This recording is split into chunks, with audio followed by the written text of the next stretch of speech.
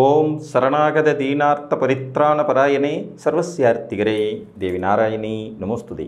வணக்கம் நேயர்களே, இது மகாலட்சுமி ஜோதிடம் வழங்கும் காலச்சக்கரம். உங்கள் அன்பு ஜோதிடர் ஸ்ரீராம்ஜி பேசுகிறேன். அனைவரும் நலமுடன் இருக்கிறீர்களா? நன்றாகத்தான் இருப்பீர்கள், நன்றாக இருக்க வேண்டும். இன்றைய காணொளியில் நாம் காண இருப்பது 3 சிறந்த யோகங்கள். இதுதான் தலைப்பு. ஜோதிட சாஸ்திரத்தில் நூற்றுக்கணக்கான யோகங்கள் உள்ளடக்கின்றன. இந்த நூற்றுக்கணக்கான யோகங்களும் ஒரு மனிதனுடைய வாழ்வியலில் வளர்ச்சி, முன்னேற்றம், பொருளாதார வெற்றி, நீண்ட ஆயுள், மரியாதை போன்றவற்றை தரக்கூடியவை தான். இந்த நூற்றுக்கணக்கான யோகங்களில் மிகச்சிறந்த முதன்மையான யோகங்கள் எவை அப்படிங்கிறத நம்ம இன்றைக்கி பார்க்க போகிறோம். நிறைய யோகங்களை மாறுபட்ட கருத்தோடு பல்வேறு விதமான மூல நூல்கள் சொல்லி இருந்தாலும் கூட இருப்பதில் சிறப்பான நிச்சயம் வேலை செய்யும் தகுதி கொண்ட யோகங்கள் அப்படிங்கிறவை இந்த 3 தான். யோகங்கள் என்பதே கிரகங்களுடைய இணைவு தான். 2 கிரகங்கள் ஒன்றுக்கொன்று சரியான சம அளவில் தொடர்பு கொள்ளும்போது கிடைக்கப்பெறுவது தான் மிகச்சிறந்த யோகங்கள் சொல்லுவாங்க. அந்த வகையில் மிக பெரும் கோணத்திற்கு அதிபதியான 9ஆம் அதிபதியும் மிக பெரும் கேந்திரத்துக்கு அதிபதியான 10ஆம் அதிபதியும் ஒரு ஜாதகத்தில் இணைந்திருப்பது, தொடர்பு கொள்வது, ஒருவருக்கொருவர் பார்த்து கொள்வது, ஒருவர் மட்டும் இன்னொருவரை பார்ப்பது, இவர்கள் இருவரில் யாரேனும் ஒருவர் ஆட்சியோ உச்சமோ பெற்ற நிலையில் மற்றவரோடு தொடர்பு கொள்வது தர்ம கர்மாதிபதி யோகம். தர்ம கர்மாதிபதி யோகம் இது இருப்பதிலேயே முதன்மையான ராஜயோகம் அப்படின்னு சொல்லலாம். ஒரு லக்னத்திற்கு 9ஆம் அதிபதியும் 10ஆம் அதிபதியும் இணைந்திருப்பது, இவர்கள் இணைந்த வீடு 9ஆம் வீடோ 10ஆம் வீடோவோ இருந்ததுன்னா இது முதல் தரமான யோகமாக வந்துடும். இருவரில் ஒருவர் ஆட்சியோ உச்சமோ அடைந்து மற்றொருவரோடு தொடர்பு கொள்ளும் போதும் அதுவும் ஒரு நல்ல விதத்தில் வேலை செய்யக்கூடிய தகுதியுடையதாக இருக்கும். இப்போ ஒரு மீன லக்ன ஜாதகம், இவருக்கு 9ஆம் அதிபதி செவ்வாய், 10ஆம் அதிபதி குரு, லக்னாதிபதியும் அவர் தான், தனாதிபதியும் அவர் தான். இப்போ இதில் வந்து பார்த்திங்கன்னா 1, 2, 9, 10ன்னு 4 வீடுகள் ஒன்றுக்கொன்று கனெக்ட் ஆகிரும். இப்போ இவங்க 2 பேரில் மேசத்தில் இருக்கார், செவ்வாய் மேசத்தில் இருக்கார், குரு வந்து தனுசில் ஆட்சி. இப்போ குரு பகவான் தன் 5ஆம் பார்வையால் செவ்வாயை பார்த்துட்ருக்கார். அப்போ 10ஆம் அதிபதி 9ஆம் அதிபதியை 2ஆம் இடம்ங்கிற தனஸ்தானத்தோடு தொடர்பு கொள்கிறார். இது ஒரு முதல் தரமான தர்மகர்மாதிபதி யோகம்.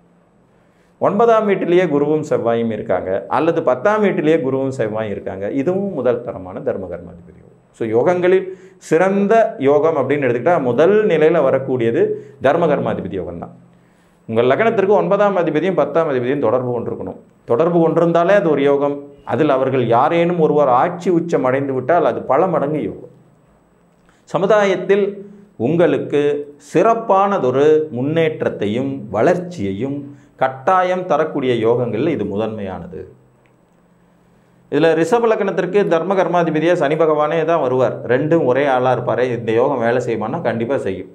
அவரும் ஆட்சி உச்சம் அடைந்தாலே அந்த யோகத்தை தர தயங்க மாட்டார். ஒரு கன்னிகா லக்ன ஜாதகத்திற்கு 9ஆம் அதிபதி சுக்கிரன், 10ஆம் அதிபதி புதன், இவங்க எங்கே இணைஞ்சிருந்தாலும் இந்த யோகத்தை கொடுக்க தயங்க மாட்டாங்க. ஒரு விருச்சிக லக்ன ஜாதகத்திற்கு சூரியனும் சந்திரனும் தர்ம கர்மாதிபதிகளாக வருவாங்க. 9ஆம் அதிபதியாகவும் 10ஆம் அதிபதியாகவும் வரக்கூடியவர்கள் சந்திரனும் சூரியனும் இவர்கள் இணைந்த நிலையில் அல்லது பௌர்ணமி யோகத்தில் ஒருவருக்கொருவர் அமையப்பெற்ற நிலையில் ஆட்சி உச்சம் பெற்ற நிலையில் இருவரும் இணைந்திருக்கும் போது இந்த யோகம் கிடைக்கும். இப்போ விருச்சிக லக்னத்துக்கு பார்த்திங்கன்னா 10ஆம் வீட்டில் சூரியனும் சந்திரன் இருந்தாலும் சரி, 9ஆம் இடத்துல இருந்தாலும் சரி, 7ஆம் இடத்துல இருந்தாலும் சரி, 6ஆம் இடத்துல சூரியன் உச்சம் பெற்ற நிலையில் சந்திரன் கூட இருந்தாலும் சரி, இந்த யோகம் வேலை செய்யும்.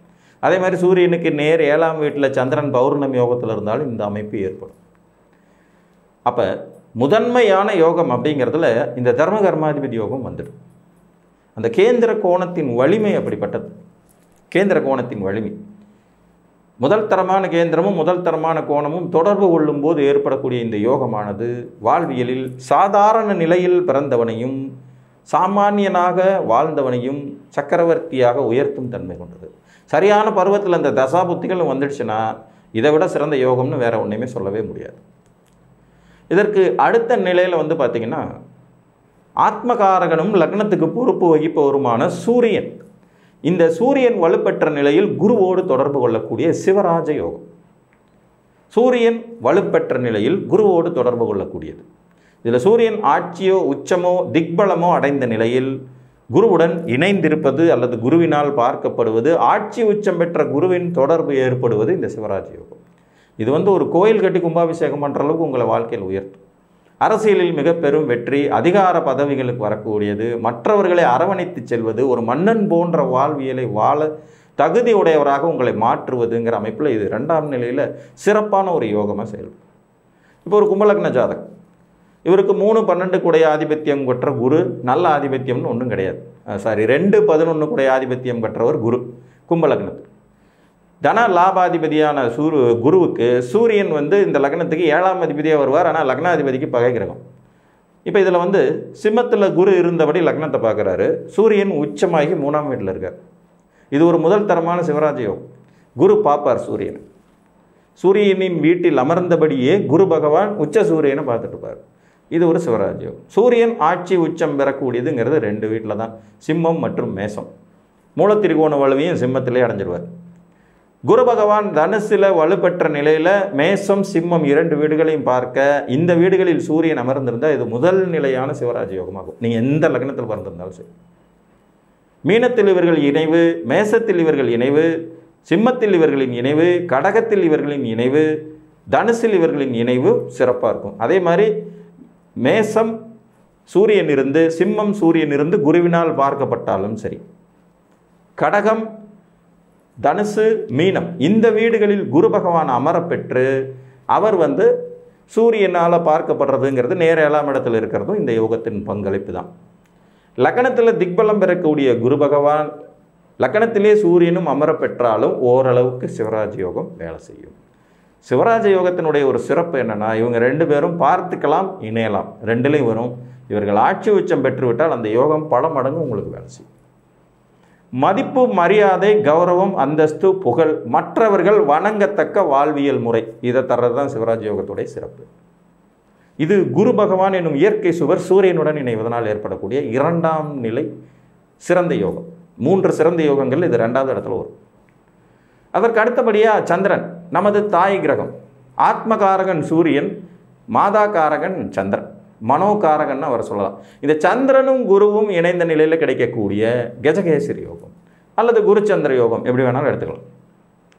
சந்திரனுக்கு கேந்திரத்தில் குரு அமர்ந்து ஆட்சி உச்சம் பெற்றாலும், குருவுக்கு கேந்திரத்தில் சந்திரன் அமர்ந்து ஆட்சி உச்சம் பெற்றாலும், இருவரும் இணைந்த நிலையில் யாரேனும் ஒருவர் ஆட்சி உச்சம் அடைந்திருந்தாலும் இந்த யோகம் ஏற்படும். இதுவும் உங்கள் ஜாதகத்தில் இருக்கக்கூடிய பலவிதமான தோஷங்கள், குற்றங்கள், அவமரியாதைகள், கெடுதல்கள், சூழ்ச்சிகள், வஞ்சனைகள் அனைத்தையும் நீக்கிவிடும் தன்மை கொண்டது. இப்போ ஒரு மகர லக்ன ஜாதகம், இவருக்கு 5ஆம் இடத்துல சந்திரன் உச்சம், விருச்சிகத்தில் இருந்தபடி குரு பார்க்கிறார். அற்புதமான குரு சந்திர யோகம்.